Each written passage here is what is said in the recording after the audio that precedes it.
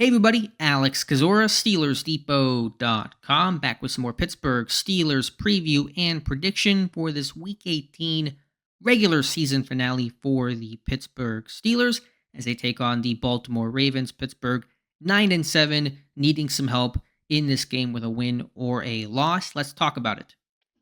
Before we start, if you guys could like this video, also subscribe to the channel, I would appreciate that. Just a quick overall note on the most likely playoff paths for Pittsburgh if they win, if they beat Baltimore, and then the Jaguars lose to the Titans or the Bills lose to the Dolphins. Pittsburgh is in. If Pittsburgh loses, there is still a playoff path. If the Colts and Texans do not tie on Saturday night, if the Jaguars lose to the Titans, that must happen. And if the Broncos beat the Raiders, that also must happen. Then Pittsburgh gets in. So not a do or die elimination game for Pittsburgh, but of course a win creates more paths to make the postseason. All right. This game against Baltimore, Ravens resting many of their starters. That makes Pittsburgh in a more favorable light in position in this one. I won't really talk about the game from Baltimore's standpoint too long because too long because there really isn't as much to examine offensively. Tyler Huntley getting the start in place of Lamar Jackson for Baltimore. This will be Huntley's fourth career start against Pittsburgh. Lamar has four of them too. So it's not like Huntley's new to Pittsburgh and vice versa. They're pretty known commodities across the board. He's got a similar skill set, athletic, can run. Ball does come out much quicker than Lamar. He's less of the backyard, make a play happen kind of guy. Lamar, I think, has had a great season, can play from the pocket, but Huntley probably doesn't have quite that element of magic that Lamar does. So I think trying to get your hands up in throwing lanes will be important. Baltimore probably will sit 3 to 4 of their starting offensive linemen in this game. Guard Kevin Zeitler, potentially the tackles, and Ronnie Stanley, Morgan Moses, maybe even the center, Tyler Linderbaum. So they know the ball is going to have to get out pretty quickly against TJ Watt and Alex Highsmith, Cam Hayward, etc. So can you get your hands up in throwing lanes? That's going to be, I think, the key for this one. Of course, containing the run game. I don't know exactly Baltimore, how they're going to handle their backfield situation, if Gus Edwards is going to play or not, and probably see a lot of Melvin Gordon in this one, who's been a reserve guy for them throughout the year, mostly on the practice squad. But there's still talent, even with the guys that aren't going to play, like Odell and Zay Flowers probably won't go either. Isaiah Likely, the tight end, replacing Mark Andrews. He's had a really productive month after Andrews went down. He's got 4 touchdowns at a big game against Miami. Rashad Bateman's always been talented. Nelson Aguilar can play a little bit as well. And so these guys can still make plays. Don't underestimate that Ravens offense. Defensively, I think the front seven to some degree will be intact for Baltimore, although I don't think we're going to see much, if any, of their top inside linebackers in Roquan Smith and Patrick Queen. The secondary, they'll likely be without some of their key names. Marlon Humphrey, their top corner, already ruled out.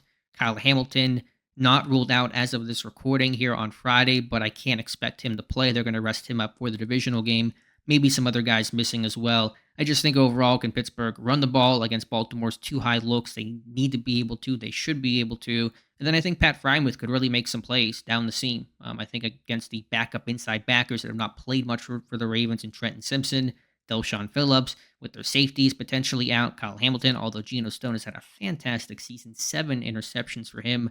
Last Raven to have more than that was Ed Reed in 2010. So it's been a really strong season for him. But I think they're going to concentrate, the Ravens will, on taking away Pickens, who's made so many plays the last 2 weeks. It's going to allow Freiermuth to make some plays down the seam, between the hashes, between the numbers. So I think Freiermuth's going to have a really good game to end 2023. Special teams is always going to be important. Justin Tucker has struggled some this year, but anytime it's Steelers Ravens, it's probably going to remain close, and so those things will matter. I forgot to mention, and I forgot to mention for the offensive part of the video, and then also on the podcast for Steelers Depot, Malik Cunningham is somebody that John Harbaugh said is going to have a role, maybe play some wide receiver, some special teams in this game.